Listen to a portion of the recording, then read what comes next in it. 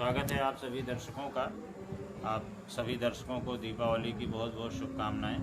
देखिए, 5 दिवसीय पर्व का प्रारंभ हो गया है और कल यानी 20 अक्टूबर को इस स्थानीयता में, इस लोकेलिटी में दीपावली का पर्व मनाने का निर्णय हुआ है।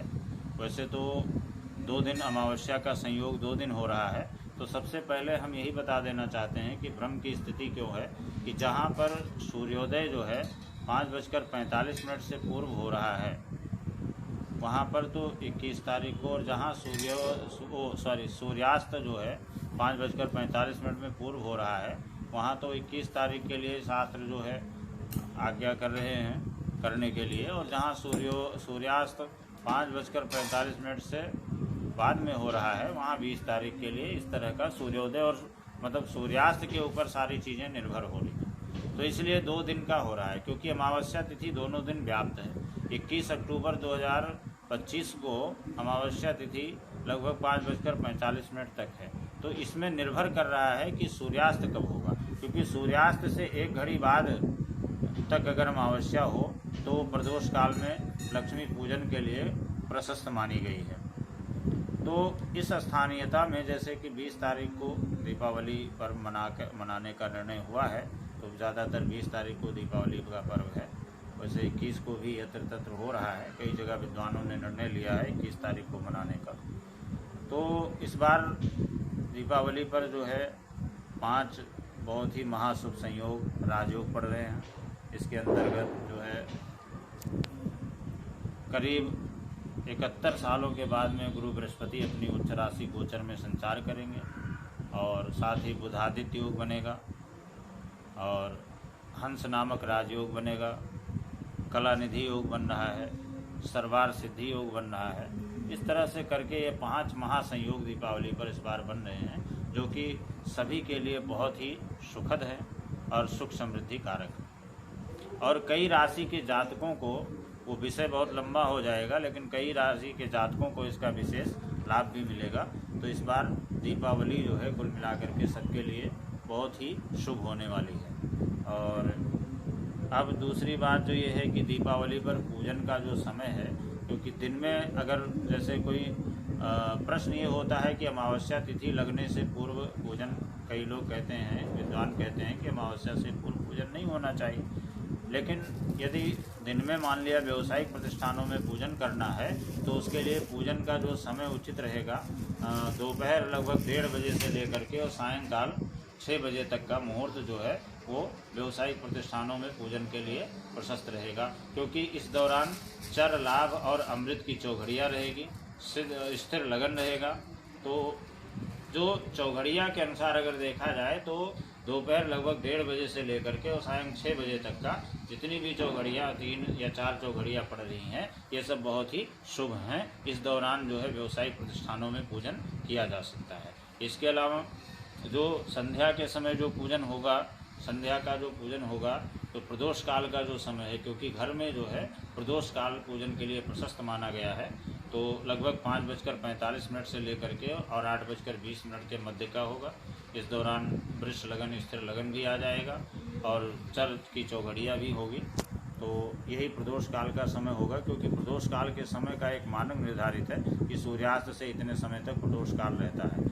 इसके अलावा निशीत काल की जो पूजा होगी 8:55 से लेकर के रात्रि लगभग 10-10:30 बजे के मध्य, और महानिशा काल की पूजा जो होगी, जिसमें तांत्रिक साधनाएं आदि की जाती हैं, वो पूजा होगी रात्रि लगभग 10:50 से और 1:30 के मध्य का जो समय होगा। तो तीन समय अवधि होती है। प्रदोष काल जो कि गृहस्थों के लिए प्रशस्त होता है, घर में पूजन के लिए, लक्ष्मी पूजन के लिए प्रशस्त होता है। दूसरा जो निशीत काल है वो साधना के लिए प्रशस्त होता है, जो साधारण साधना, सात्विक साधना की जाती है। और तीसरा जो है महानिशा काल है, जिसमें तंत्र क्रियाएँ आदि से की जाती हैं, वो उसका जो समय होगा वो लगभग रात्रि 10:50 से रात्रि 1:30 के मध्य का होगा। अब तीसरा जो चीज़ है, दीपावली पर करें क्या, प्रदोष काल के समय, संध्या के समय, और दीपावली पर लक्ष्मी जी और गणेश जी का पूजन करना चाहिए। इसके साथ माता लक्ष्मी का भी पूजन करना चाहिए। उनका जो है पंचामृत आदि से अभिषेक करें, और इसके बाद में जैसा यथा उपलब्ध उपचार से उनका पूजन करें। पूजन करने के बाद में जैसे कोई अगर सक्षम है, श्री सूक्त और लक्ष्मी सूक्त, कनकधारा स्तोत्र, पुरुष सूक्त या लक्ष्मी जी के मंत्रों का जप कर सकता है। ऐसा करने से घर में सुख समृद्धि आती है और साथ ही हर प्रकार की सिद्धियां भी प्राप्त होती हैं और माँ लक्ष्मी की कृपा सदा सर्वदा जो है बनी रहती है। तो इस प्रकार का करना चाहिए। रात्रि में अगर कोई व्यक्ति जागरण करते हुए माँ लक्ष्मी के मंत्रों का जप करता है तो उस पर विशेष कृपा होती है।